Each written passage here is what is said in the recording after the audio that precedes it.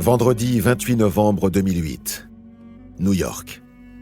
Ce matin-là, Jimmy Ty Damour, 34 ans, a du mal à sortir de son lit. Dehors, il fait nuit et froid. Son réveil indique 4 heures du matin. Il sait qu'il ne doit pas traîner. Depuis quelques jours, il bosse comme homme de ménage dans une grande surface, un magasin Walmart. Jimbo, c'est ainsi que le surnomment ses amis, est un type qui ne passe pas inaperçu. Il est grand, très grand et costaud. Avec ses plus de 120 kilos, on peut dire qu'il en impose. Mais derrière ce physique impressionnant, ses proches connaissent la réalité du personnage, son grand cœur, sa générosité et son sens de l'humour. Pourtant, ce matin, Jimbo n'a pas envie de rire. Il est juste fatigué et lassé de ses jobs précaires, mal payés. Il traverse le Queens, Garden City, puis Farmingdale, et arrive enfin devant son lieu de travail, le Walmart de Long Island. C'est là que Jimbo va mourir, tué par le Black Friday. Podcast Story. Ils sont déjà un peu plus de 2000 à attendre devant les portes vitrées du magasin. La plupart sont arrivés la veille au soir. Jimbo entre par une porte de service. À l'intérieur, tout est déjà prêt. Des rangées de produits à perte de vue. Des télés, des consoles de jeux, des téléphones, des chaises de jardin, des ordinateurs, des meubles, du matériel de camping, tout et n'importe quoi. Chaque objet arbore son étiquette fluorescente annonçant sa promotion exceptionnelle du jour. Parfois, il est écrit moins 90%. 90%. Peu à peu, une rumeur circule dans la foule. L'atmosphère devient électrique. Le magasin va bientôt ouvrir ses portes. Chacun se prépare. Il va falloir aller vite. Être plus rapide, plus habile, plus violent que son voisin. La foule s'amasse de plus en plus, se collant aux grandes portes coulissantes en verre. Jimbo et d'autres employés se tiennent derrière. Ils ont pour ordre d'ouvrir à 5 heures pile, soit dans quelques petites minutes. Tout à coup, dans un fracas effroyable, les immenses portes vitrées se brisent. Jimbo est projeté au sol. Il tente de se dégager, mais la foule se précipite, le piétine, l'écrase littéralement. Des centaines de personnes se mettent à courir en tous les sens dans une ivresse incontrôlable. Après tant d'attentes et d'envie, elles réalisent enfin leur rêve, pénétrer dans le paradis de la consommation.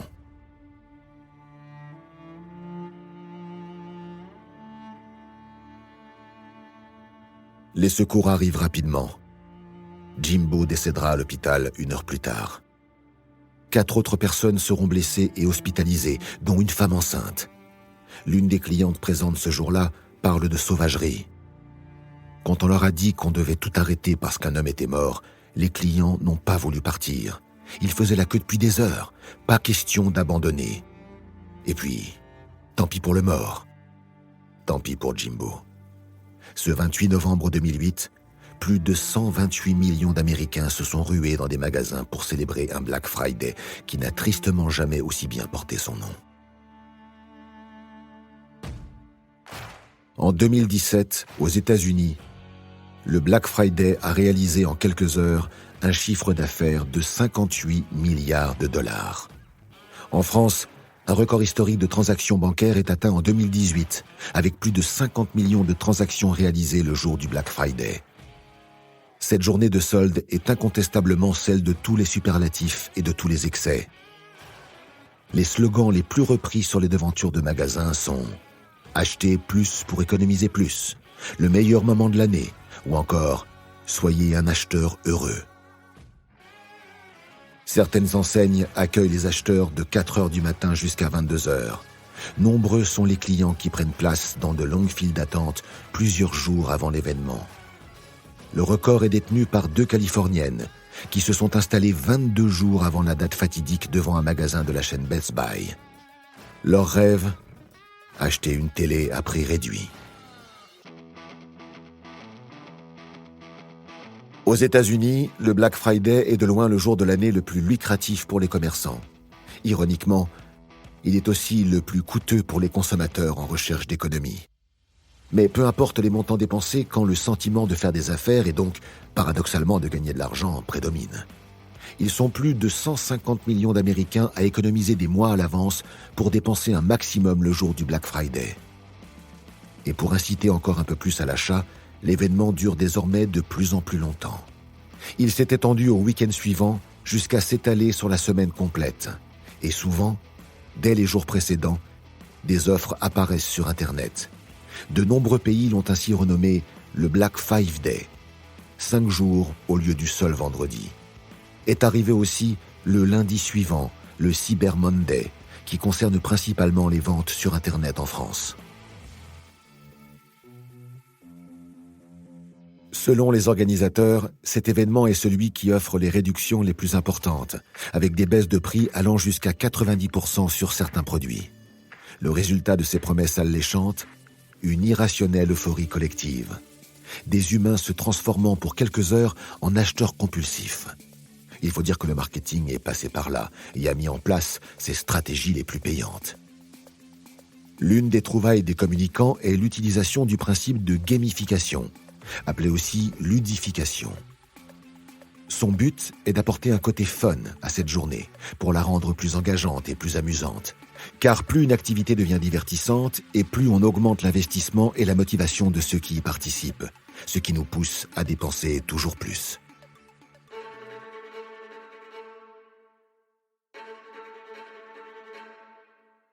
Cette journée de promotion est devenue un véritable événement récréatif. Ainsi, on ne va pas dépenser de l'argent, on ne va pas faire des achats. On va faire le Black Friday, comme on irait faire une attraction stimulante et valorisante. Cette journée est vendue comme un jeu, avec ses perdants et ses gagnants. Comme pour les courses de vitesse, un top départ est ritualisé au moment de l'ouverture des portes des grands magasins. Parfois même, des ballons et des confettis s'invitent à la fête.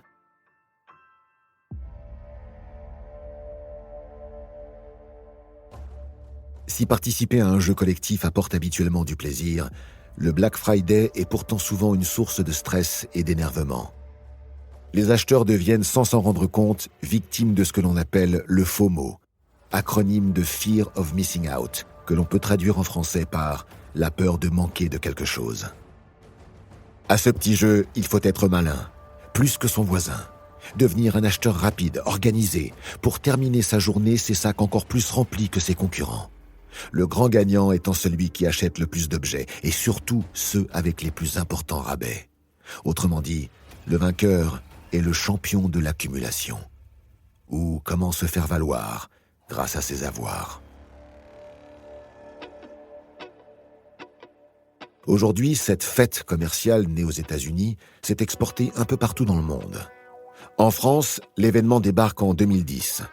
Il se déploie d'abord sur Internet, puis s'étend aux magasins physiques. Si tous les secteurs sont aujourd'hui concernés, il touche prioritairement les produits technologiques et l'électroménager.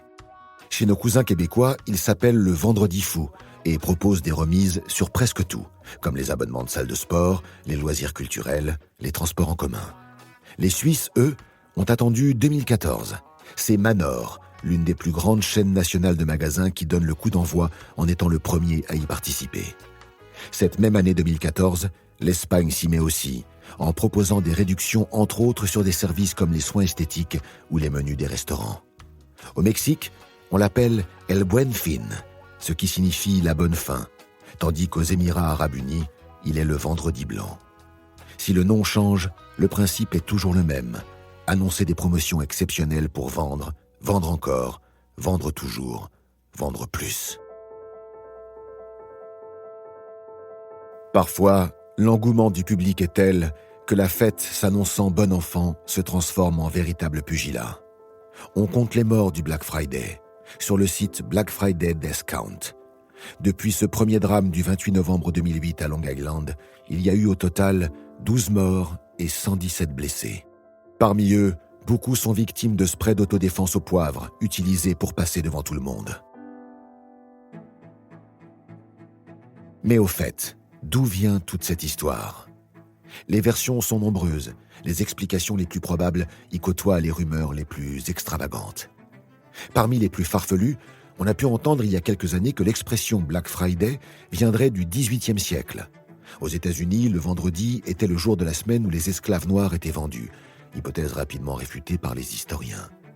Plus sérieusement, elle pourrait venir du krach boursier de l'or, survenu sur le marché américain le 24 septembre 1869, un certain vendredi, considéré alors à juste titre comme un vendredi noir.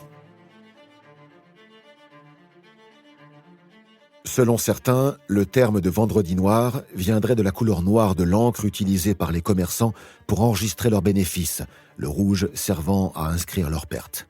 Il a aussi été dit que l'utilisation de la couleur noire viendrait pour contrebalancer l'expression utilisée par les vendeurs se disant être dans le rouge, quand ils avaient un chiffre d'affaires déficitaire. D'autres donnent à son nom une origine plus récente, les années 50. Nombre d'entreprises constatent alors un taux d'absentéisme record le jour suivant Thanksgiving. Des employés se déclaraient malades pour s'offrir un week-end prolongé, d'où un Black Friday pour les sociétés. Son nom pourrait aussi être en lien avec les embouteillages monstrueux que le pays connaît depuis bien longtemps le lendemain de la fête de Thanksgiving. Quant à l'origine de son principe d'événement commercial, il pourrait remonter aux années 1930. Des commerçants l'auraient instauré pour redynamiser l'économie suite à la Grande Dépression de 1929. Ce qui est certain, c'est que le jour du Black Friday est toujours fixé le lendemain de la fête de Thanksgiving, qui a lieu chaque année le dernier jeudi du mois de novembre. C'est l'occasion pour beaucoup de faire le pont le vendredi et de profiter d'un long week-end pour commencer les achats de Noël qui approchent. Et quoi de mieux qu'une journée de super promotion pour stimuler l'achat.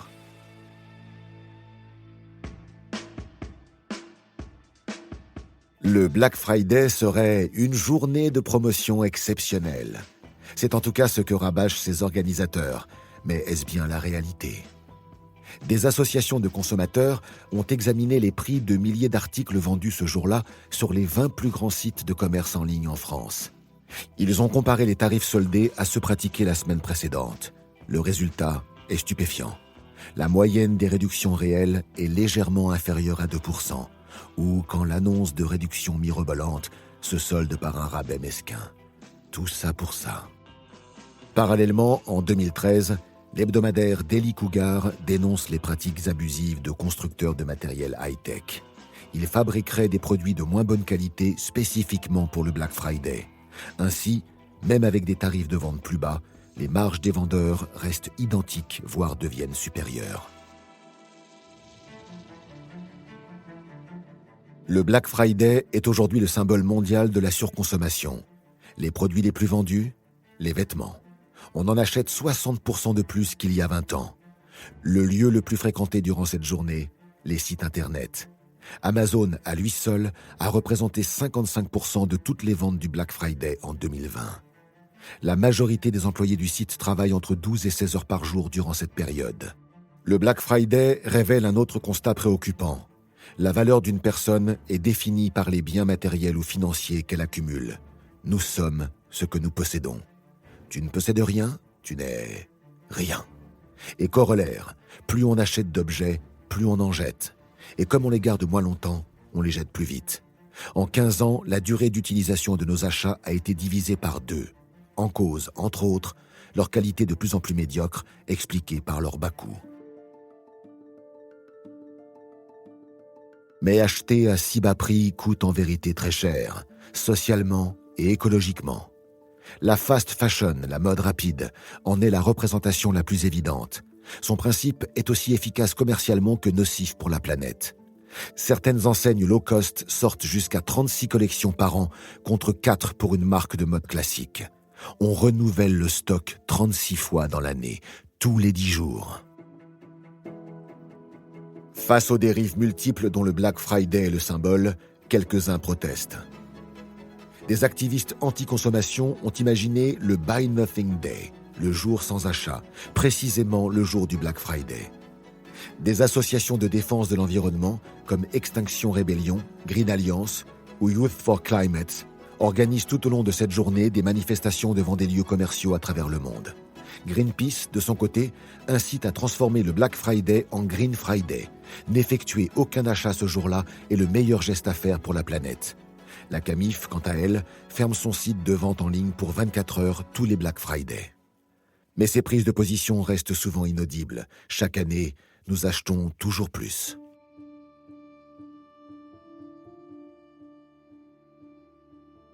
À notre décharge, il faut constater que nous sommes constamment sollicités, parfois même sans en avoir conscience.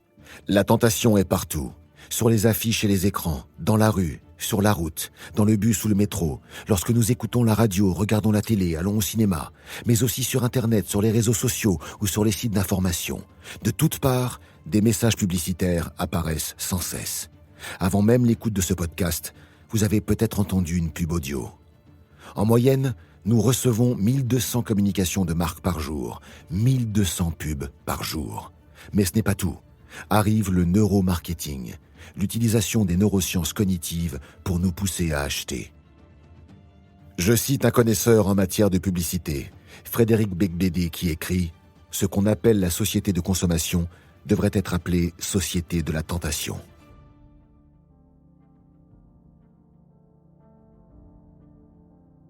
Pourquoi cédons-nous aux tentations ? Ceux qui nous poussent à consommer nous connaissent bien, ils savent. Plusieurs leviers sont à leur disposition. Le plaisir.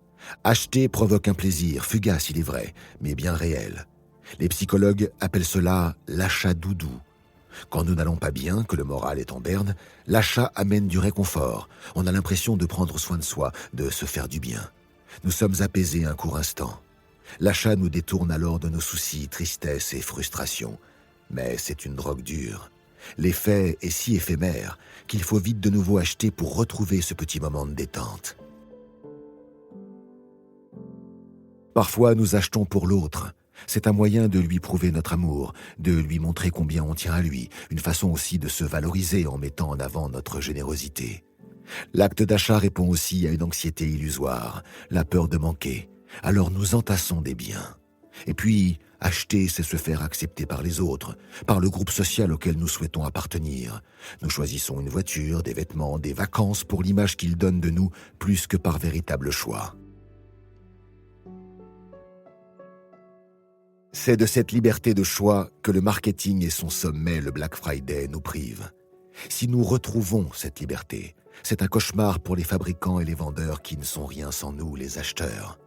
Comme le disait le grand philosophe du XXe siècle, Michel Colucci, surnommé Coluche, « Quand on pense qu'il suffirait que les gens arrêtent d'acheter des conneries pour que ça se vende plus. » Podcast Story. On a tous une histoire à écouter. Ne manquez aucun épisode de Podcast Story. Abonnez-vous et mettez 5 étoiles sur Podcast Addict, Amazon Music ou Spotify.